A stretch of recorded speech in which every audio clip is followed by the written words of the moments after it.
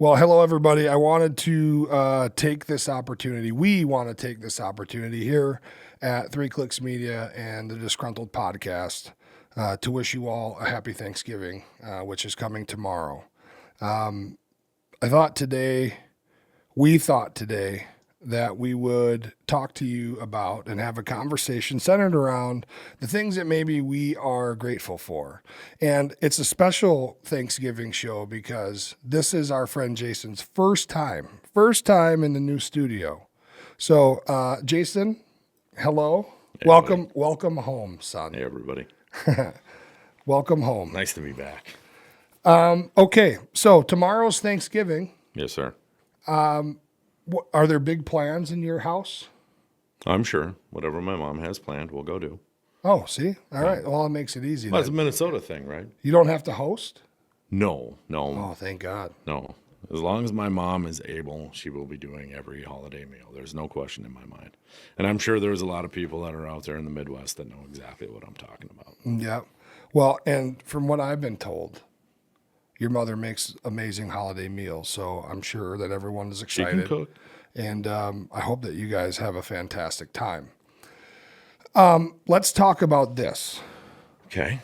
What are, as we move into the holiday season now with Thanksgiving, I think that we should maybe just reflect on what it is we might be grateful for.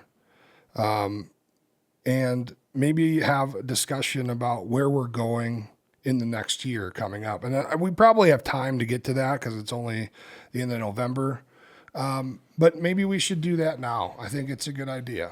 Well, I think this is a great time. I mean, this is a time that I don't think a lot of us take for ourselves to think about the things that we've been blessed by.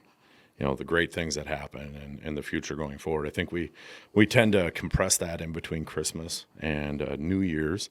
And I think that's the kind of the Achilles heel for all of us. Yeah. As we don't spend enough time throughout the course of the year thinking about the things that we're grateful of. And, you know, I tell you, man, I'm grateful that we met. I'm grateful that we're sitting here doing this show, hoping to reach a greater audience. And I think everything that we've done to this point has been a very, very small footprint of where we're going to go. I've been proud of everything and every opportunity that you've ever given me to come on your big show, you know, over on Rumble. And so for those of you that don't know, that only know Richard Leonard here from the Disgruntled podcast, Richard Leonard is kind of a big hitter over there. In the Rumble sphere. On the Rumble sphere. Yes. I mean, so yeah, you can find my show, The Richard Leonard Show, on Sunday evenings at 7 o'clock over on Rumble. But yeah, I agree. And I think that you mentioned that we have a small footprint now, but it's growing. And to be quite honest, there have been times that I'm surprised that we made it this far because we've had a lot of things thrown at us, a lot of hurdles from, from studio space to government regulations to this, to that, and the other thing. And then on top of all that, all four of us, just so if anybody doesn't know, all four of us, out of the four of us founders of this initiative or this organization, 3 of us are disabled veterans. And so along with that comes a lot of other things, plus families, plus jobs. And so we do a lot of these things after hours and on the weekends when we probably should be doing things that are a little more constructive at home with spending time with family or stuff like that. But this is that extension of family, you know, and that's why we make the time. I mean, how many times have you heard us say something like that? You know, we probably should have quit. Normal people do. Mm-hmm. Veterans tend not to. And I would say that's probably, it'll be our superpower or the thing that takes us out because we don't like to quit. If there is a mission, if there is something to focus on, we are going to figure out a way to achieve that initiative. The high entry point right now, like you're saying, is we both have families.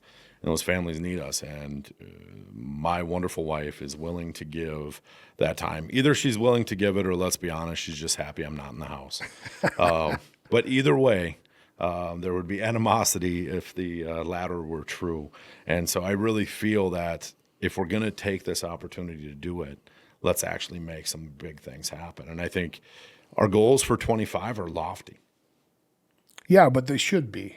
Well, they have to be, because if they were easy, everybody would be doing it. Yeah. And so that's hopefully this is this the show where we actually break the news about the nonprofit finally going live?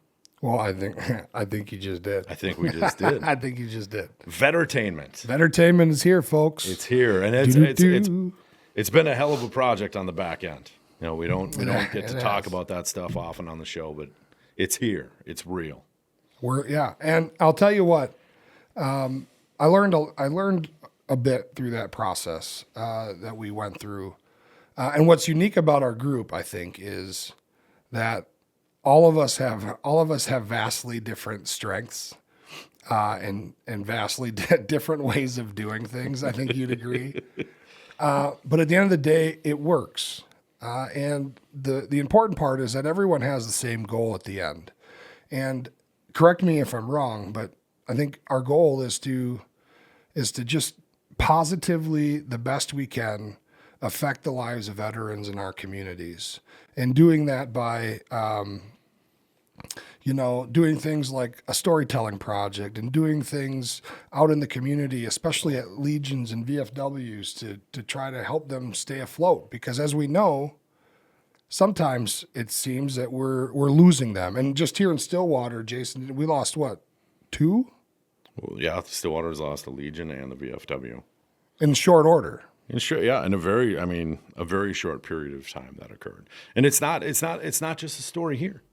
That's a story across the state. That's a story across the country. Yes. The veteran culture is fractured. There's no question about it. It's either by hook or crook, but it's happened. And so, I would hope that this show, number one, like you always talk about, bridging that gap between civilians and veterans so we can better understand one another. But number two, to be a place where veterans can hear things and maybe learn something that they didn't know, either about themselves or about their issues that they're dealing with, by bringing in these professionals that have agreed to come on this show with us next year. We've got some physicians that are willing to come on and talk about some of the issues that we all face. We have a couple of practitioners of medicine outside of traditionals. We've got a great attorney who's been on the Richard Leonard show, I believe, before. Yes. We've definitely talked to him quite a bit about veterans that are in the VA and how to navigate a daunting and complicated strata. And so I think for a lot of those pieces, we're going to be able to bring forward either greater insight and information into whatever your particular issue is. And then on the other side, civilians are going to hear about it and understand like why veterans get frustrated. And you continually hear that the VA is a terrible place to be. Yeah. Because in my personal experiences, the VA has been a wonderful place for me. And I know that's not true of everybody. And I know I've read some of those comments when I say the things that I say, pumping the positivity. But I haven't had those negative experiences. I've certainly heard about them, but I can only relay to you guys what's happened for me. Yeah. And I think there's a lot of people that have, and I think it's a wonderful opportunity to discuss the successes as well as the shortcomings. And sometimes we get too focused on the negativity, and that's what I'm hoping for 25, that we can be the breath of fresh air to talk about things that are changing in the right way, which obviously this year has been a breath of fresh air. Yeah. I think a lot of questions that we've asked and answered of ourselves probably changes. But I think we're kind of entering a time in America where there's a pause. And so what a great opportunity for us to be ready with vetertainment, which it's hard for me to say the word. I always get screwed up. I do mispronounce it often myself. But it's great to be able to launch that thing out new, to be able to start cataloging these stories that veterans have. And they're not always the stories of valor, but they give you a better understanding of why, maybe your grumpy neighbor down the street doesn't want to hear your trash cans banging around at 4:00 in the morning, right? Because you're going to hear other people's experiences, and they're humbling, and they're exciting, and they're sad, and you're going to experience a lot of different emotions from those shows. I think so too, and I think one thing that people don't really expect from those types of projects is, like you said, they're not always hero stories, and they're not always valorous stories. Sometimes they're real simple, but when you see them told by these people who are telling their own story and what it means to them and how they have done things in their lives around the way that they served in the military, even if it was something as small as being a cook, for example, you really kind of get an understanding of how that whole dichotomy of the military works, and how people bring that with them. And it's not always negative. And so it's important to recognize those things. And it's also important for those guys and gals to have if they're willing and want somebody to listen to them, that it's available. Because the other part of it too is not everybody has somebody to talk to. Not everyone has a person to I guess kind of brag to or talk about their experience and feel good about it, and then get some positive reinforcement. So it's a multifaceted initiative, I think. Absolutely. Well, I think, just again with bringing other people on, and sharing those things, and we've got commitments from a couple of different people in finance. One that's going to bring a lot of information forward about how to use a VA loan, and other fiduciaries who will come out here and hopefully come on here and discuss how money works and how we can all be a little smarter about it, because the cycle of poverty is real. It's not just a veteran thing. So it's going to be something that I think a vast audience will enjoy hearing. Yeah, I think it's definitely the content that we put out, in my opinion, and maybe I'm biased because we put it out, is for everybody. And I guess at the end of the day,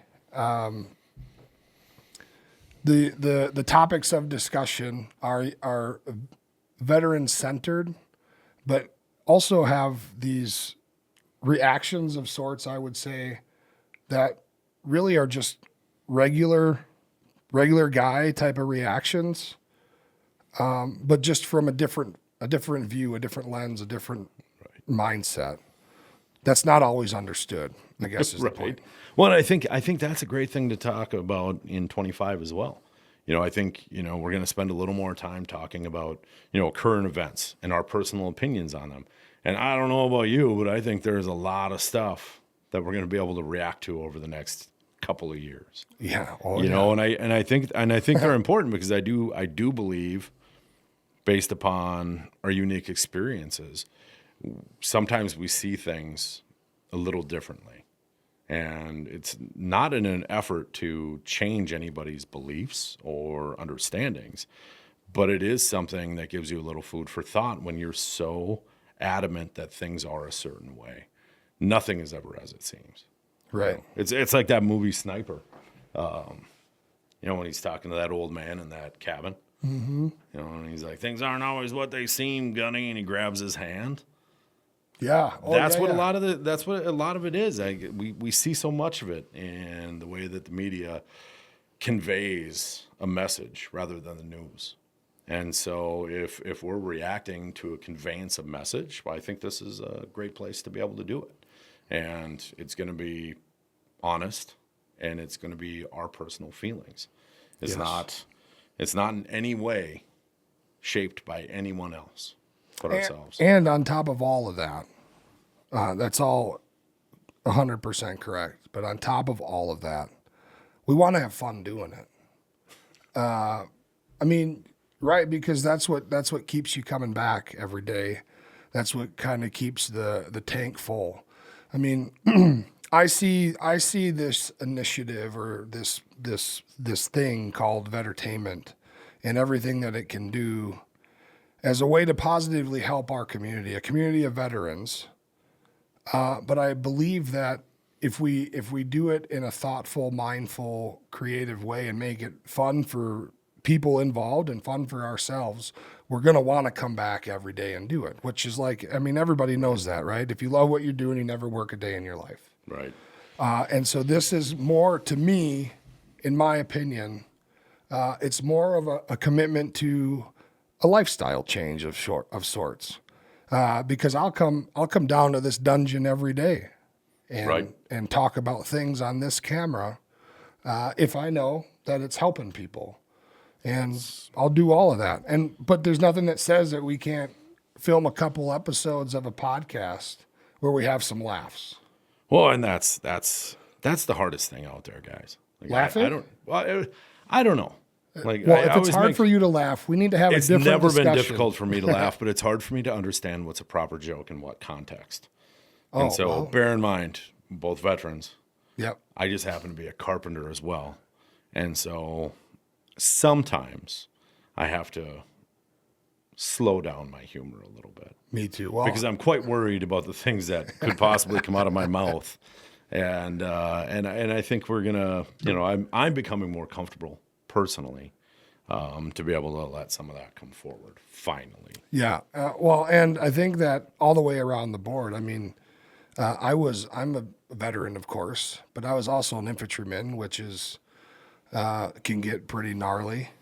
But I also was a bounty hunter for 16 years. And so like that community of people, and I'll say this, our clientele, also had very colorful language, and ways of seeing things and doing things. So, but I think that's part of what makes this great, is because you have a different view of society and mentality and just overall humans, maybe, from a couple different angles, from a couple different lenses. And I think that it gives us good perspective, I think.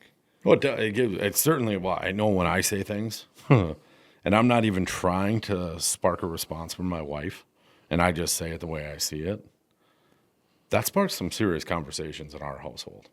Mine too. My wife's I will, at the end of the day, that comment still stands. Yeah. I rarely come off the comment. It might get tweaked a little bit, but I think that's kind of the rudimentary basic that a lot of people in the military take away is you don't have a ton of time on earth to fill it with fluff.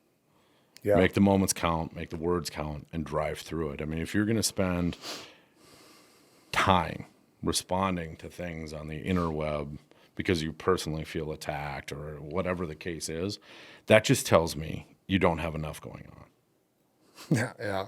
100%. Like if you think about the finite amount of time that we have to spend, and you guys have shared that time with us, and I can't believe, I'm honored that we're in a situation where we get that from you folks.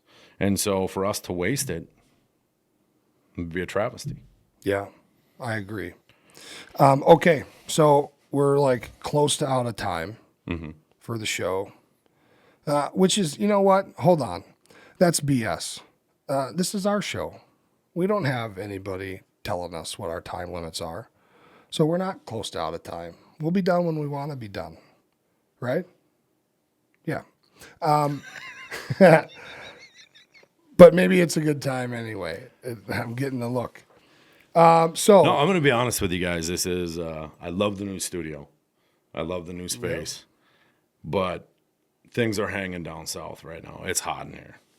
Yeah, we're gonna have to work on this. I feel like I'm in an interrogation room, and I have no idea why. Batwinging. There are certain things we're gonna have to tweak here, but no, I think it's great, and I wish everybody out there a wonderful Thanksgiving. I hope you get together with those family members and friends, enjoy your time, and get ready for the big holiday season upcoming. And Vettertainment. Oh yeah.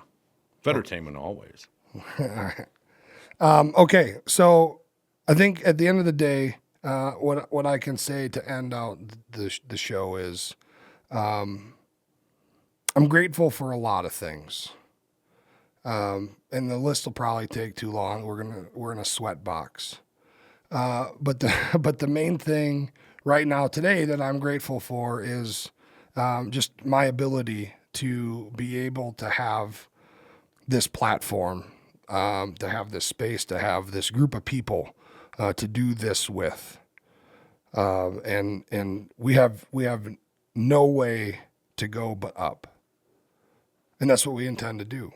And so I'm thankful for that this year. A lot of other things. So if I missed you, don't be offended.